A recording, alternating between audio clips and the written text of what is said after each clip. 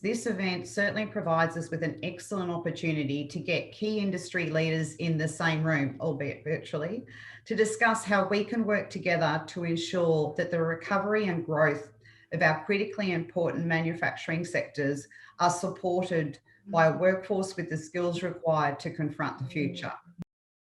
The webinar series that IBSA Manufacturing hosted recently have made an important contribution to the discussion about rebuilding Australian sovereign manufacturing capability that we needed to have. It's clear that whatever else we may add to the mix, skills will need to be front and centre.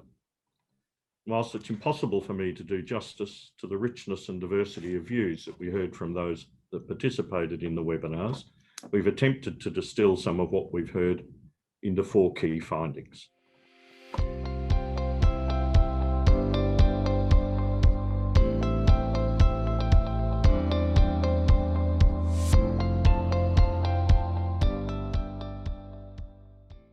We need to sort of change the conversations that we've been having in some ways around skills to look at, well, what do we need for going forward for the future? What will our economy look like? Where are the challenges and where are the opportunities? And it's important that we develop a skills base that works for us as a country to meet those needs. So without a skills base, we are not going to develop the sovereign capability that we need. It is a fundamental, and if you're going to build a pyramid, you put skills at the bottom. I mean, the question that always comes up, last point, is what comes first, skills or industry? I would argue you don't have industry if you don't have skills. What they're interested in is this idea, and I'm trying to find a more simple way of expressing it, of a skill density, of an ecosystem of people who can support manufacturing and who can support what they want to do. And they need to understand that before you start talking about the cost of entry, for example. That's the first conversation you have. So I think Ines is spot on there, that it's of great interest. Can I get access to the skilled people that I need to then justify my investment and potential relocation or expansion in Australia? The skills bit has been, like, I reckon, the first conversation we had with almost everyone. I'd really like to pick up on Jennifer's skills ecosystem, because I think that captures it brilliantly. But what sort of comes to mind during the course of this conversation is we have this sort of skills ecosystem, but we've also got to be aware there's a broader, what I call, skills environment, because while we are looking at these specific areas, and this is very much applicable to sovereign capability, you know, we're talking about broader skills here because we're talking about skills that are needed to deliver the R&D, the design, the engineering, the sales, the services, as well as the IT. There's a whole broad range of general skills that have to be developed that complement and support those specific skills that are required to deliver the product. We were well aware of the issues that we've had in manufacturing and concerned about the trajectory that we were on, and our capacity to produce. The investment being required to be put in building not just infrastructure but all capital, but really the critical skills infrastructure. The points that Ines has made, and Ross as well, about what are we doing about building our human capacity and our skills capacity going forward. So while we sort of think that the pandemic has made all those points clear to many others, for us it's sort of an opportunity, I think, to sort of remake the case of why we need to get on with the job of reinvesting in this sector and reshaping it with enormous opportunity that's ahead of us. And I think it is really exciting in the moment of time that we're in for manufacturing, and to ensure that it becomes, as it has been historically, a key part of our nation's future. Through the course of designing these roadmaps, or helping industry, working with industry to design these roadmaps, lots of themes came up, and one of them was skills. I could almost say it was number one across the 6 areas. Each of the 6 areas gave us slightly different feedback, I think similar to what Sharon and Phil have found. But I would note just as a headline that the emphasis on vocational was very, very high.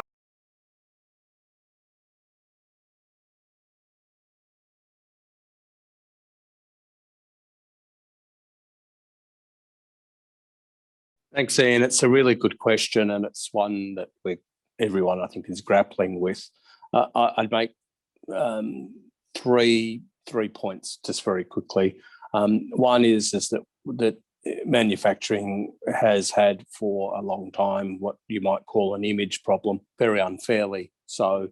But the image sort of, the sawdust on the floors and all that sort of stuff, which is just so far in the past, it's not funny. So this is, I think that we have a task collectively to get the image of manufacturing to reflect reality, high tech, high skilled, advanced everywhere, to make that point.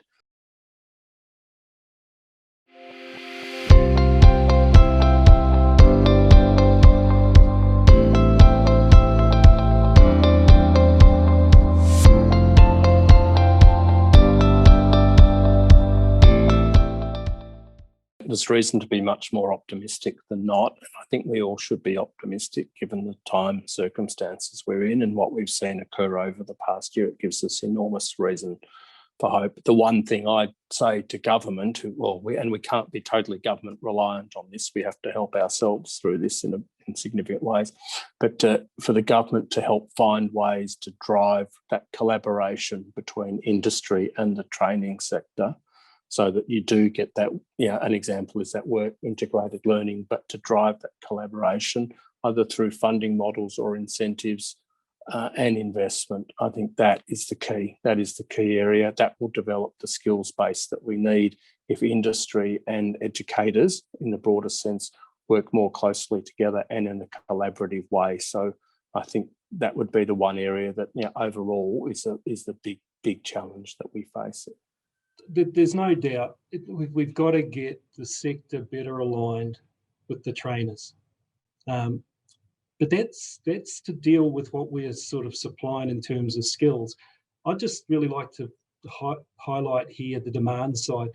We've got to reframe manufacturing for a 21st century. We've got to make this manufacturing seem appealing so that people want to come in and get trained to do this stuff. So, I'm really excited about the prospects of manufacturing. I truly am.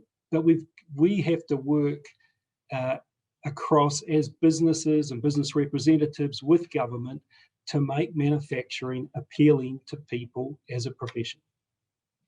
So one thing for government, I think it's really to let industry lead and cooperate and focus their attention on facilitating and supporting that occurring, as Ines has said as well. I think for us, sort of a message to industry, I think the priority needs to be, certainly for the organisations on this call, to we should record and document our consensus here and quickly communicate it to government in one voice, because I think there's an opportunity here to mobilise ourselves. So the one thing I think, in addition to the industry driving stuff, is you've got to get micro-credentialing sorted. We've got to stop talking about it and work out how to do it, and work out how to do it in a way that doesn't create inequality. We can't have the least well-off people getting a few micro-credentials and not having a portable qualification, and everyone else still having a degree and a diploma. So that would be one thing that I think we've got to get right. But a broader point, just to finish on, is, to me, we've got to make manufacturing not just part of COVID recovery, but what kind of country we want to be for the next decade and beyond. And do we want to be a country that in 30 years' time we say, well, we've still got some really good banks and we've got terrific miners and all that's fantastic, but that's kind of pretty much, and a big services sector. And we have to say, what will our society be like if that's kind of where it ends up? And so, or do we want to be a society which is driven off a more dynamic economy? Because that will be a very different society, and that will be a high wage society. That will be, I think, a fairer society. So I think we've got to stop the kind of manufacturing discussion being somehow tangential to the fundamental discussion about the kind of society we want to be. In terms of where to from here, IBSA remains committed to working with industry and governments to help act quickly in delivering modern manufacturing through a skilled workforce. We hope you found today's session valuable. The level of interest today is a clear signal that opportunities for these collegial debates and discussions with senior industry leaders are extremely valuable and becoming increasingly important.